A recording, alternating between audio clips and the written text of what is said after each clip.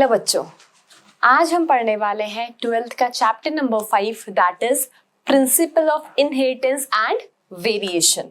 Okay बच्चों, this is very important chapter from NEET point of view and आपकी board exams के भी हिसाब से। एंड इस चैप्टर में क्या है बेटा, छोटे छोटे टॉपिक्स है, बहुत सारे इंपॉर्टेंट टॉपिक्स है। सो नीट में काफी से क्वेश्चंस जो है वो उठकर आते हैं, सो ध्यान से समझिएगा। Okay, so let's start with principal of inheritance and variation. So inheritance word मतलब क्या होता है बच्चों? इनहेरिटेंस समथिंग जो कि पास ऑन होता है ना। इनहेरिटेंस मतलब जो गया, इनहेरिटेंस। तो बेसिकली हम ऐसा बोलते हैं कि कैरेक्टर्स जो है वो पास ऑन होते हैं from parents to progeny.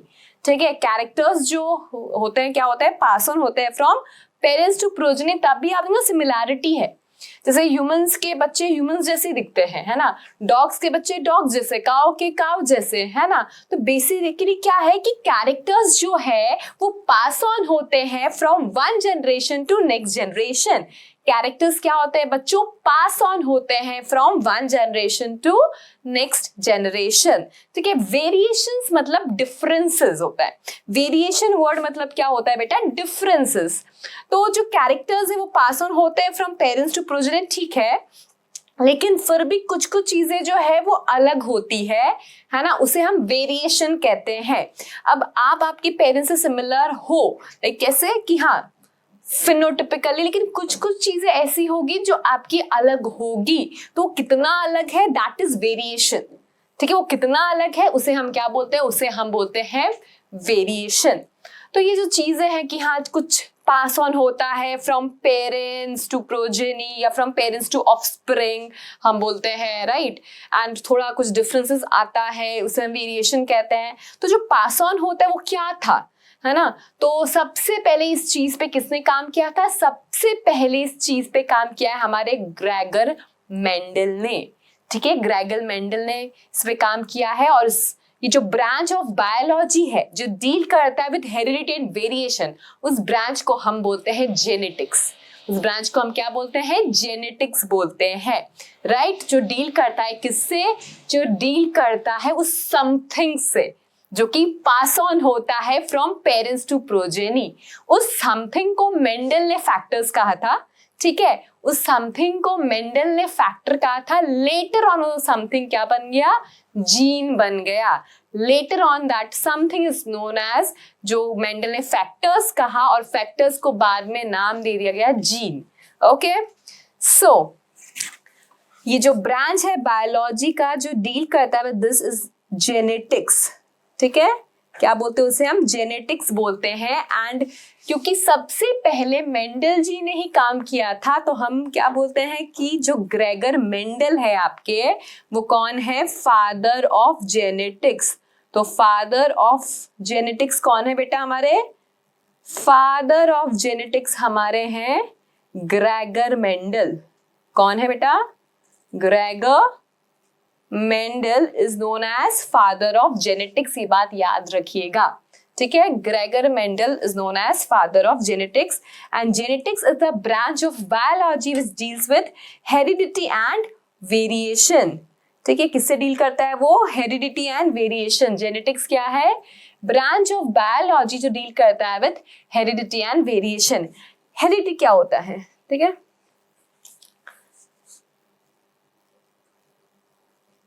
characters which are passed from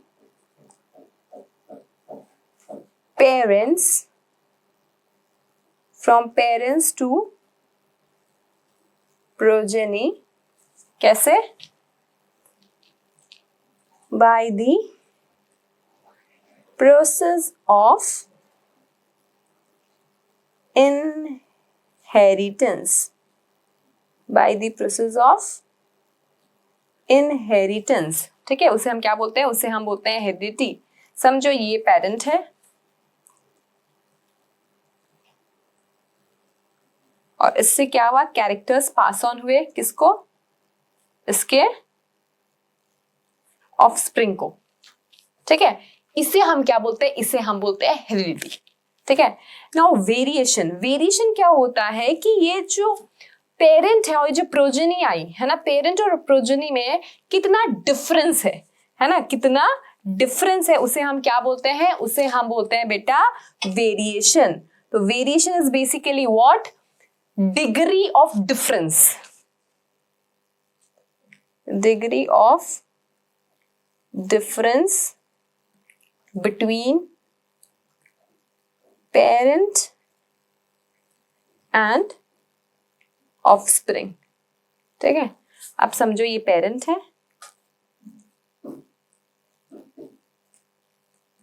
तो पेरेंट जो है वो प्रोजेनी से कितना अलग है, प्रोजेनी से कितना अलग है, ठीक है, ऑफस्प्रिंग से कितना अलग है, या फिर ये दोनों, ये ऑफस्प्रिंग आपस में कितने अलग है, दैट इज वेरिएशन। समझ में आया? ठीक है, एनसीईआरटी के फर्स्ट पेज में यही दे रखा है आपको, डिफाइन दे रखा है, ओके। और फिर बाद में एक आइडिया दिया है आपको कि डोमेस्टिकेशन के हिसाब से, ब्रीडिंग टेक्निक के हिसाब से बहुत पहले से ही पता था कि हाँ कुछ होता है जो कि पास ऑन होता है from one generation to next generation, okay.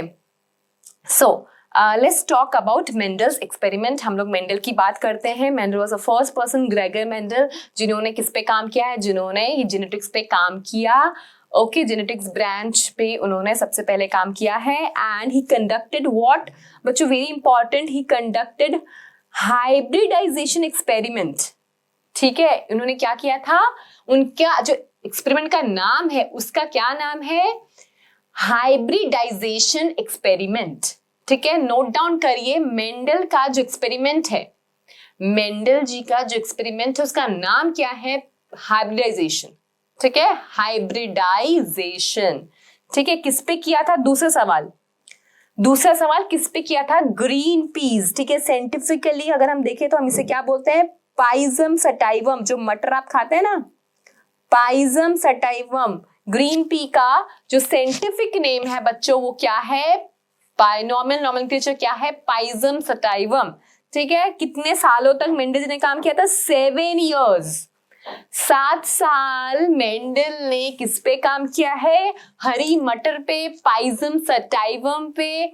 जो इन्होंने काम किया वो एक्सपेरिमेंट का नाम क्या है, हाइब्रिडाइजेशन एक्सपेरिमेंट। क्लियर है बात, कौन से ईयर में, कौन सा सन, तो basically it is 1856 to 1863, 1856 to 1863 याद रखना है। And propose the laws of inheritance in living organism. इन्होंने जो काम किया बेटा वो पब्लिश कब हुआ था, मेंडल का जो काम है वो पब्लिश हुआ था कब, इन द ईयर, मेंडल का काम जो है वो पब्लिश हुआ था इन द ईयर 1865। मेंडल जी का काम जो है वो पब्लिश हुआ था कब बच्चों, 1865 में। समझिए इस बात को, सबसे पहले जो इंसान थे जिन्होंने जेनेटिक्स पे काम करना स्टार्ट किया वो मेंडल थे, ग्रेगर मेंडल हमारे। इन्होंने क्या किया, प्लांट पे हाइब्रिडाइजेशन एक्सपेरिमेंट किया। ठीक है, कौन से प्लांट पे किया, ग्रीन मटर, है ना, हरी मटर, गार्डन पीस जिसे कहते हैं हम, पाइजम सटाइवम, गार्डन पीस पे किया था। किसके लिए, कितने टाइम के लिए, सॉरी 7 years के लिए किया था। एंड ये जो काम इन्होंने किया, इनके जो रिजल्ट है एक्सपेरिमेंट के, वो उन्होंने पब्लिश कब किया, ठीक है, दुनिया को कब बताया, in the year 1865, in the year 1865। ठीक है, बट बच्चों दुख की बात यह है कि उस टाइम इनके काम को रिकॉग्निशन नहीं मिला।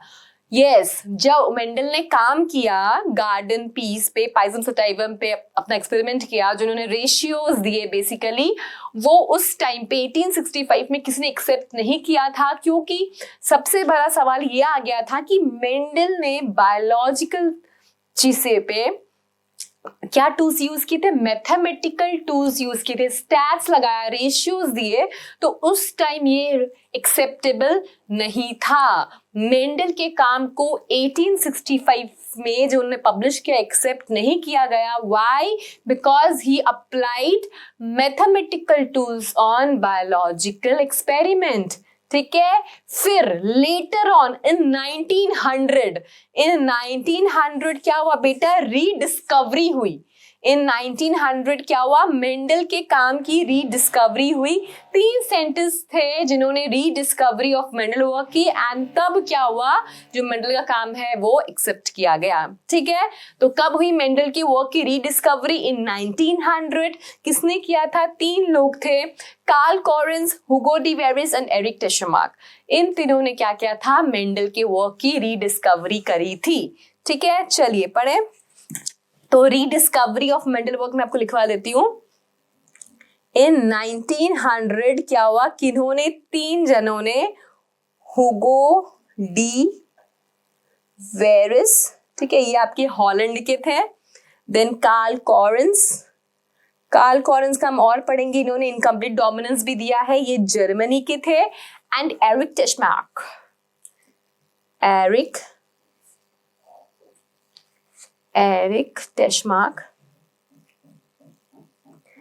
TSCHEMAK,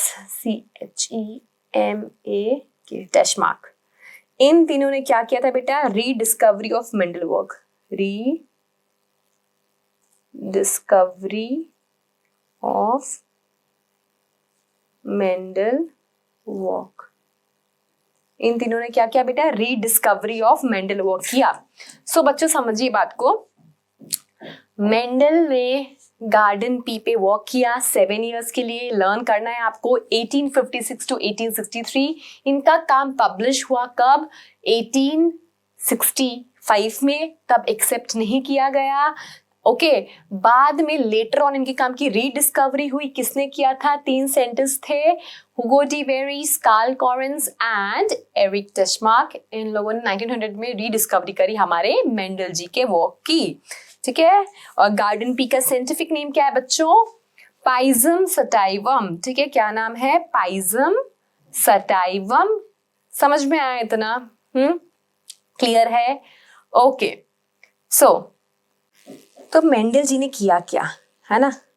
मेंडल जी ने सबसे पहले क्या किया? प्लांट चूज किया, that is पाइजम sativum.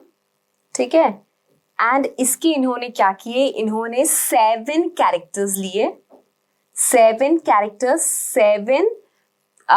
Pair of contrasting characters लिए। अगर मैं और अच्छे से बोलूं तो 7 पेयर ऑफ कॉन्ट्रास्टिंग कैरेक्टर लिया, और जो क्या शो कर रहे थे, मतलब टोटल देखे तो आपके पास 14 ट्रेट्स थे। टोटल देखे तो क्या थे? हमारे पास 14 ट्रेट्स थे। ठीक है, मेंडल जी ने सबसे अच्छी चीज क्या करी थी कि वो एक टाइम पे एक कैरेक्टर को स्टडी कर रहे थे।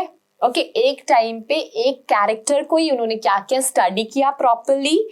ओके, एक टाइम पे एक कैरेक्टर को स्टडी किया, एंड उस कैरेक्टर की बार बार सेल्फिंग भी करवा रहे थे। ठीक है, एंड अपनी रिजल्ट्स को अच्छी तरह से एनालाइज कर रहे थे, एंड पूरा डेटा मेंटेन कर रहे थे। ठीक है, वो जो भी जितनी बार भी वो सेल्फिंग करा रहे थे, कुछ भी कर रहे थे, वो क्या कर रहे थे? अपना पूरा डेटा जो है वो नोट डाउन कर रहे थे, अच्छे से मेंटेन कर रहे थे, है ना? तो उन्होंने क्या किया? मेंडल जी ने पाइजम सटाइवम लिया, उसके उन्होंने कैरेक्टर्स चूज कर लिए। ठीक है, उन्होंने कहा कि भाई मुझे तो ये 7 कैरेक्टर्स को ही स्टडी करना है। ठीक है, मुझे तो ये 7 कैरेक्टर्स को ही क्या करना है? स्टडी करना है। तो टोटल क्या था आपके पास? 7 पेयर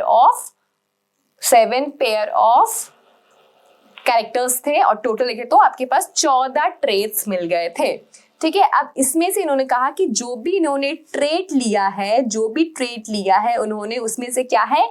एक डोमिनेंट है और एक रेसेसिव है। जो इन्होंने 14 ट्रेट लिया है उसमें से बेटा क्या है? एक डोमिनेंट है और एक रेसेसिव है।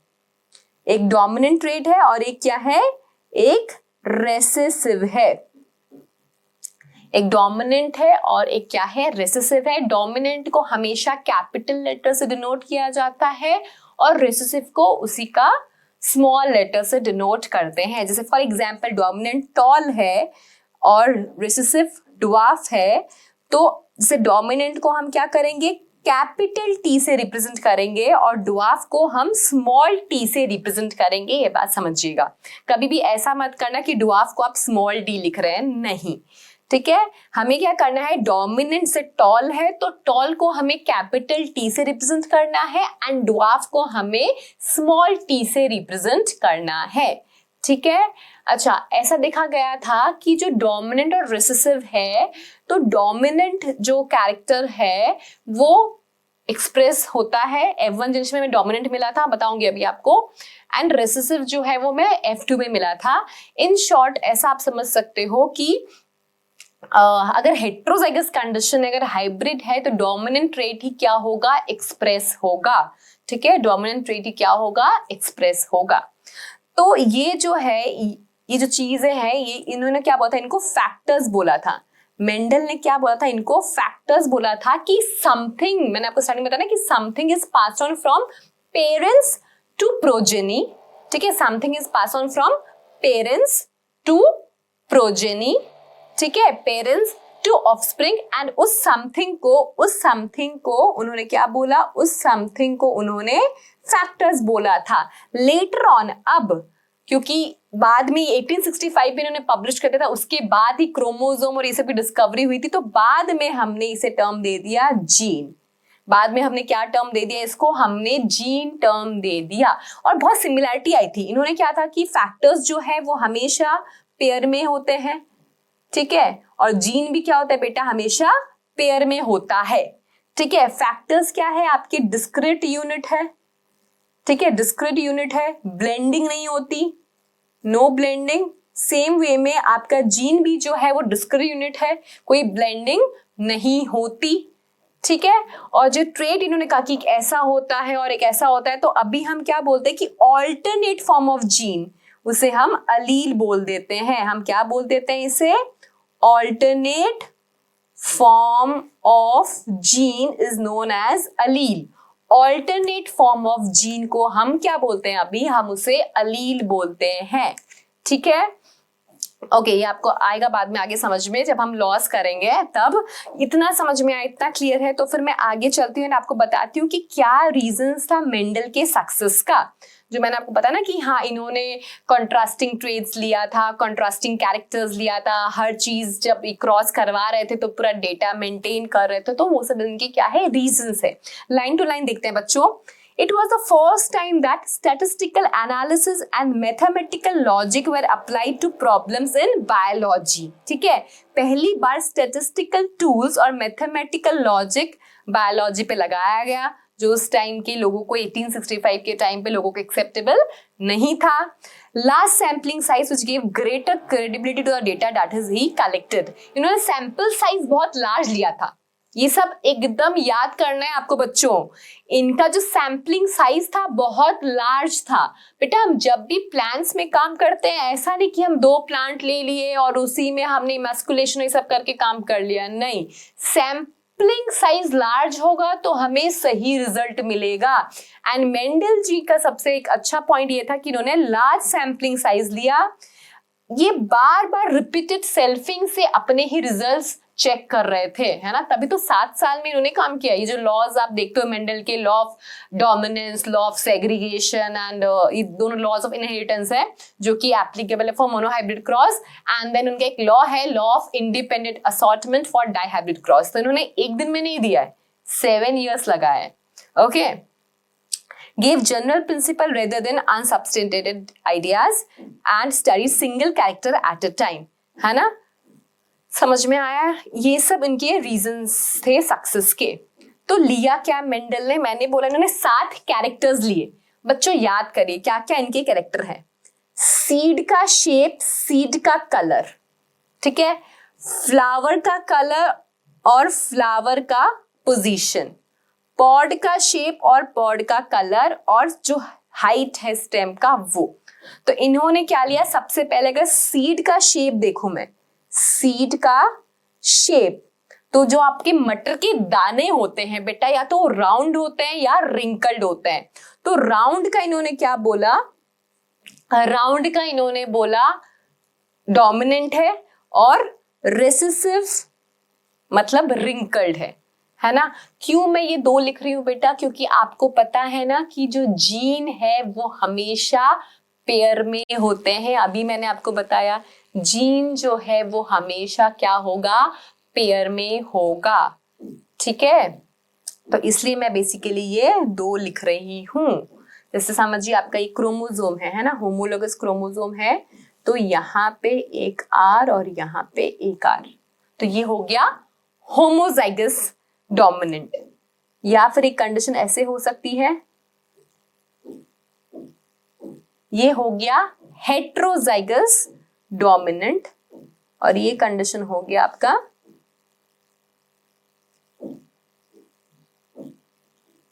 Homozygous recessive. जो ये RR है मतलब क्या है, ये होमोजाइगस है। ठीक है, एंड कैसा है, कैपिटल R है, तो बेटा कैपिटल R इज डोमिनेंट, तो it is homozygous dominant, it is your homozygous dominant. फिर कैपिटल R स्मॉल r है, तो ये क्या है, हाइब्रिड है। हाइब्रिड मतलब heterozygous, heterozygous, and it is heterozygous recessive, it is heterozygous recessive. And ये स्मॉल r है, तो इसे हम क्या बोलेंगे, इसे हम बोलेंगे homozygous dominant, it is your homozygous dominant. बेटा देखो, जो फैक्टर्स जो मेंडल ने कहा था एंड हम लेटर हम उसे जीन में बोलते हैं, हमेशा पेयर में होते हैं। And alternate form of this gene is known as allele. ठीक है, और एक टर्म आपको मिलता है लोसाई या लोकस। तो जहां पर ये है बेटा, जहां पे ये है, ये जीन जहां पे प्रेजेंट है, तो वो जो लोकेशन है उसे हम लोकस कहते हैं, है ना, कि इस पर्टिकुलर लोकेशन पे, लोकस पे ये पर्टिकुलर जीन जो है वो प्रेजेंट है, वो तो लोकस वर्ड हो गया आपका। ठीक है, लोकस मतलब क्या हो गया, कि जहां पे आपका ये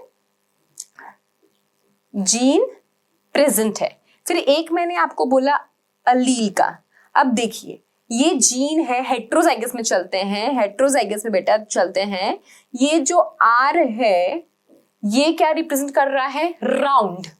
ये जो है स्मॉल r, ये क्या रिप्रेजेंट कर रहा है, रिप्रेजेंट कर रहा है रिंकल्ड।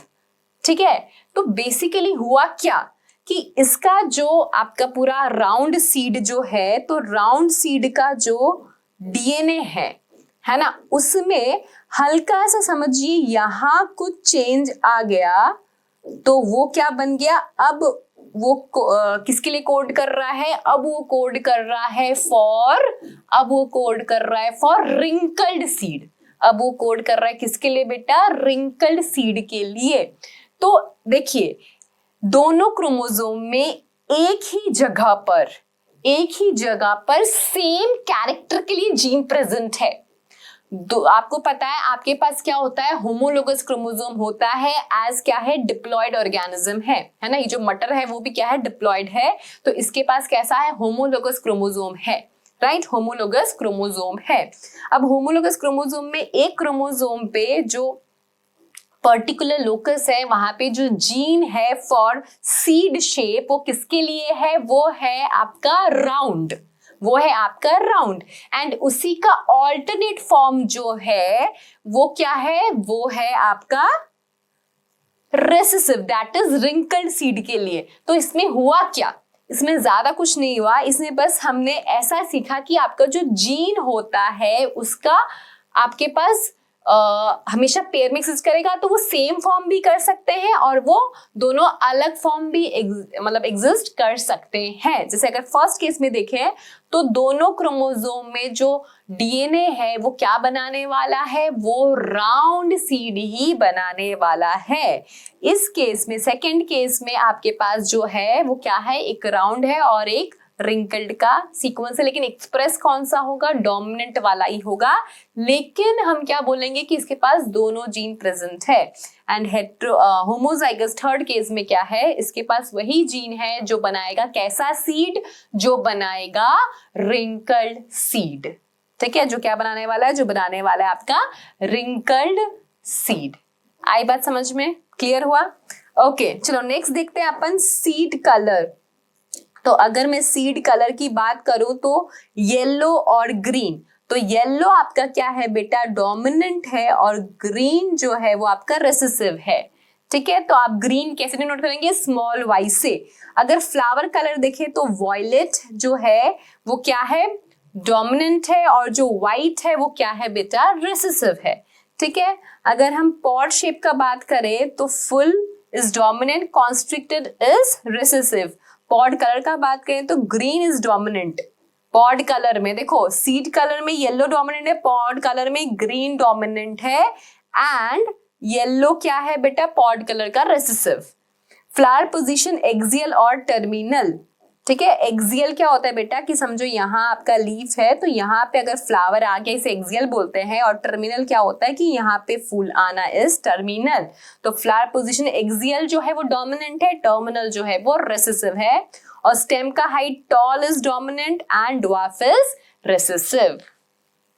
क्लियर हुआ, इतना समझ में आया। जो कैरेक्टर्स लिए हैं मेंडल ने वो क्लियर हुआ, ये आपको याद करना है बच्चों। मेंडल ने कितने कैरेक्टर्स लिए थे, 7 कैरेक्टर्स लिए इन्होंने, 7 कैरेक्टर्स लिए, या फिर आप बोलो 14 पेयर ऑफ कॉन्ट्रास्टिंग ट्रेड लिया, 14 पेयर नहीं sorry 7 pair of contrasting trade, या टोटल 14 कॉन्ट्रास्टिंग ट्रेड लिए इन्होंने। 7 पेयर बोल सकते हैं हम, या 14 ट्रेड बोल सकते हैं। ठीक है, इन्होंने 7 पेयर ऑफ कंट्रास्टिंग ट्रेड्स लिए या 14 ट्रेड्स लिए, ऐसा बोल सकते हैं। टोटल कैरेक्टर्स कितने हैं हमारे पास, 7 कैरेक्टर्स है। क्या क्या, सीड का शेप, सीड का कलर, फ्लावर का कलर, पॉड का शेप, पॉड का कलर, फ्लावर का पोजीशन एंड स्टेम का हाइट। ठीक है, इतना क्लियर हुआ बच्चों आपको। होमोजाइगस हेटेरोजाइगस समझ में आया। अगर मैं ऐसे लिख रही हूँ कैपिटल टी टी, ये क्या है आपका होमोजाइगस। अगर मैं ऐसे लिख रही हूँ कैपिटल टी स्मॉल टी, तो this is hybrid and this is heterozygous, this is heterozygous. ठीक है, जीनस ऑर्गेनिज्म में दोनों है, लेकिन एक्सप्रेस कौन सा होगा, एक्सप्रेस होगा जो डोमिनेंट है। ठीक है, चलिए ये आपकी एनसीईआरटी में टेबल दे रखी है कि क्या क्या कैरेक्टर्स है और क्या उसकी कॉन्ट्रास्टिंग ट्रेड है। तो वही stem height, tall dwarf, flower colour, तो आप ये ऐसे FPS ऐसे भी लर्न कर सकते हैं, FPS। स्कूल की एग्जाम में कितनी बार आ जाता है ऐसा। तो अगर देखिए फ्लावर कलर तो वॉयलेट और white, violet is dominant, white is recessive. Flower position देखे तो एक्सियल और terminal, axial is dominant and terminal is recessive. Pod का shape inflated or constricted. Then pod का color green और yellow. Seed का shape round और wrinkled, और seed color yellow and green. ठीक है, समझ में आया आपको इतना? इतना क्लियर है बच्चों, लाइन टू लाइन मेंडल का एक्सपेरिमेंट क्लियर है? ओके, सो मेंडल ने जो एक्सपेरिमेंट किया उसके हिसाब से इन्होंने क्या किए थे, लॉज पुट इन किए थे, एंड वो हम बाद में डिस्कस करेंगे कि मेंडल ने क्या लॉज दिया। ओके, चलिए बच्चों, तो अपन बात करते हैं मेंडल ने किया क्या। तो इन्होंने जैसे आपने देखा ना स्टेम हाइट लिया, टॉल और ड्वार्फ। तो इन्होंने क्या किया बेटा, स्टेम का हाइट वाला कैरेक्टर जो है वो पढ़ते हैं अपन, स्टेम हाइट वाला कैरेक्टर। तो एक लिया इन्होंने होमोजाइगस टॉल, जो पेरेंट है कैसा है बेटा, पेरेंट है होमोजाइगस टॉल, और इसके साथ लिया इन्होंने क्या, होमोजाइगस ड्वार्फ। ठीक है, ये क्या है पेरेंट, जो पेरेंट 2 है वो क्या है बेटा, ड्वार्फ है। अब किस तरह से इन्होंने ये टॉल ऑब्टेन किया बेटा, तो बार बार क्या किया इन्होंने, सेल्फिंग करवाई, बार बार क्या करा, सेल्फिंग कराया। बार बार सेल्फिंग कराने से क्या हुआ, इनको ट्रू ब्रीडिंग प्लांट मिल गया, है ना। दैट वाज, जिसके पास क्या कैरेक्टर था, टॉल था, जिसके पास क्या कैरेक्टर था, टॉल था। ये लोग प्योरली क्या थे, होमोजाइगस, ये लोग प्योरली क्या थे, होमोजाइगस टॉल थे, है ना। जैसे बार बार सेल्फिंग करवा के क्या ऑब्टेन किया, कैपिटल टी। क्लियर है बच्चों ये बात आपको? मैं 2 क्यों लिख रही हूँ, आपको ये समझ में आया ना, बिकॉज हम लोग का क्या है, ये डिप्लॉयड ऑर्गेनिज्म है, और क्या होता है, होमोलोगस क्रोमोसोम होता है। तो 2 फॉर्म प्रेजेंट होते हैं, यहाँ पे कैपिटल टी और यहाँ पे कैपिटल टी। पूरा ऐसा इन्होंने जनरेशन ऑब्टेन किया। तो एक पेरेंट क्या था, एकदम टॉल, और दूसरा पेरेंट क्या था, ड्वार्फ। मतलब उसके पास कैसा था, उसके पास क्या है आपके यहाँ पे small T and small T है, मतलब एकदम होमोजाइगस ट्रू ब्रीडिंग है ना, एकदम प्योर लाइन ऑब्टेन किया है ना, प्योर लाइन इन्होंने ऑब्टेन किया। ठीक है, कैसे किया? बार बार सेल्फिंग करवा के, बार बार सेल्फिंग करा के इन्होंने क्या किया? प्योर लाइन ऑब्टेन किया। और जब इनको क्रॉस कराया तो उन्हें जो जनरेशन मिला उसे बोला इन्होंने F1 जनरेशन। क्या बोला बेटा? इसको बोला F1 जनरेशन। F का फुल फॉर्म होता है फिलियल, ये याद रखना। F का फुल फॉर्म इज फिलियल, ऐसा भी बोलते हैं फर्स्ट फिलियल जनरेशन। जो कैपिटल F है उसका क्या है? फुल फॉर्म फिलियल, इसे हम कहते हैं फर्स्ट फिलियल जनरेशन। और फर्स्ट फिलियल जनरेशन में क्या मिला? इनको सब टॉल मिले। जो फर्स्ट फिलियल जनरेशन की प्रोजेनी आई उसमें क्या हुआ? उसमें सब मेंडल जी को टॉल मिले। समझ में आया? जो फर्स्ट फिलियल जनरेशन आया उसमें क्या थे? सबको टॉल थे, सारे प्लांट्स क्या थे? टॉल थे।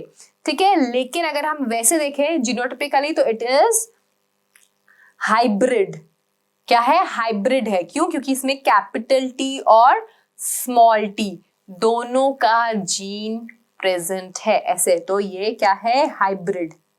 ठीक है, ये कैपिटल टी, ये स्मॉल टी है ना, तो it is what? It is actually a hybrid. ये क्या है? एक हाइब्रिड है।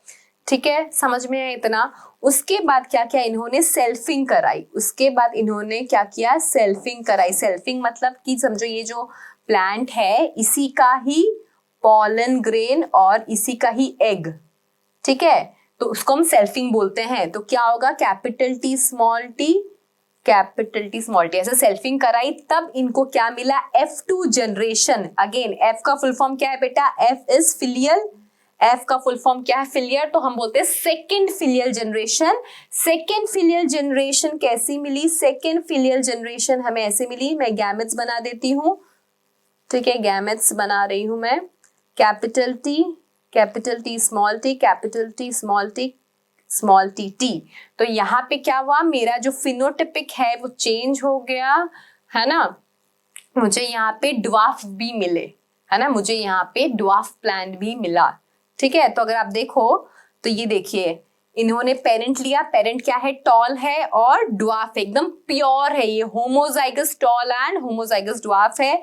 F1 जनरेशन में क्या मिला मुझे? सारे प्लांट टॉल मिले। ठीक है, और इनकी सेल्फिंग कराई इन्होंने।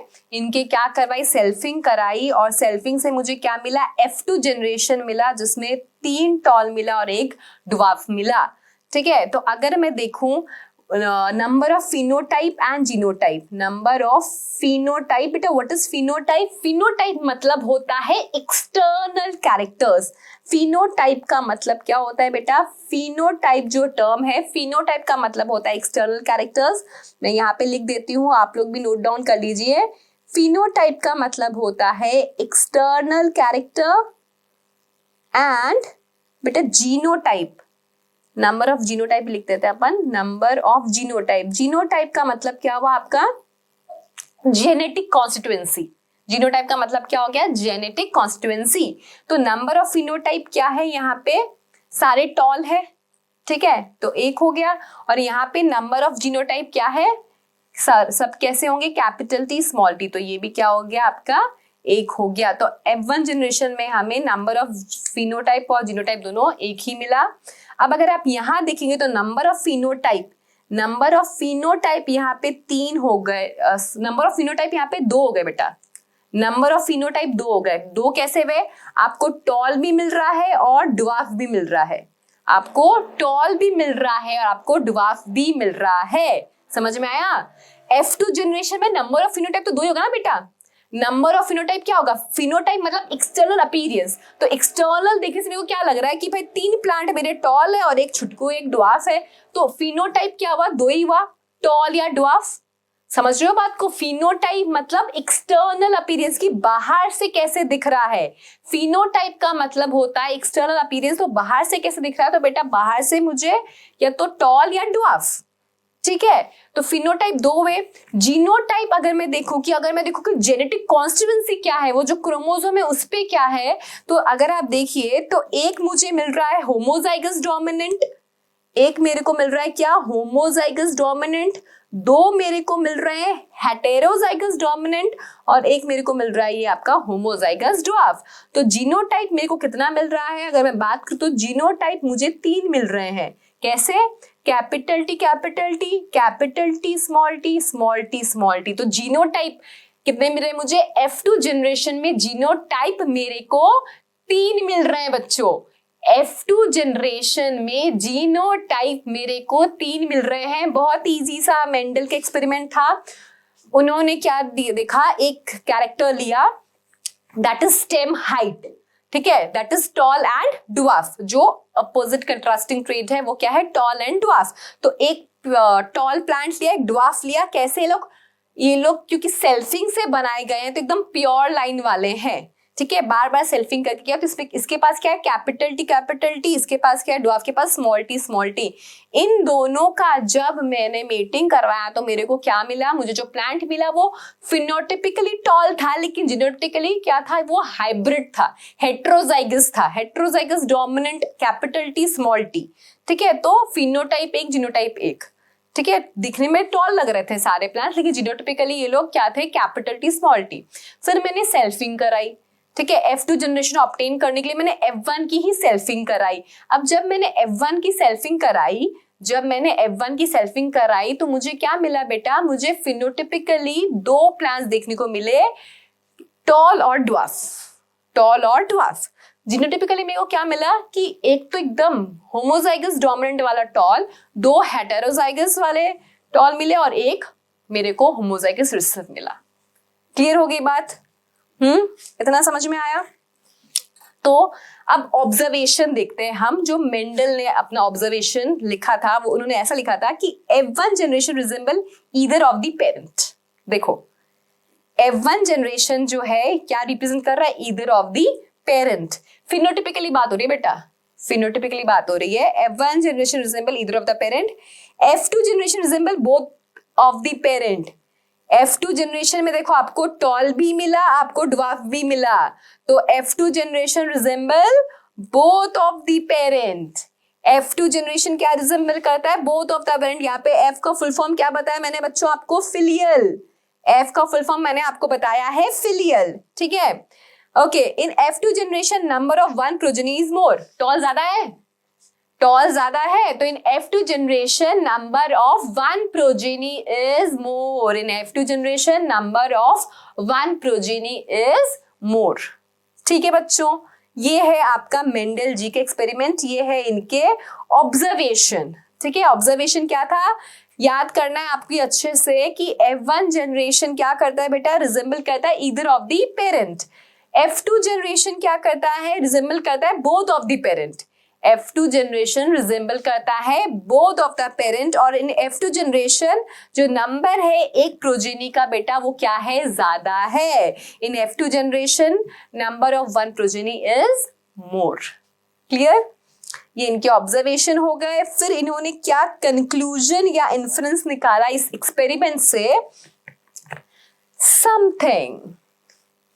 something was being stably passed down unchanged from parent to offspring through the gametes over successive generation, and he called this something as factors. Later on हम लोगों ने जब क्रोमोसोम का DNA इन सब का डिस्कवरी हुआ, later on हमने उन फैक्टर्स को बोल दिया क्या?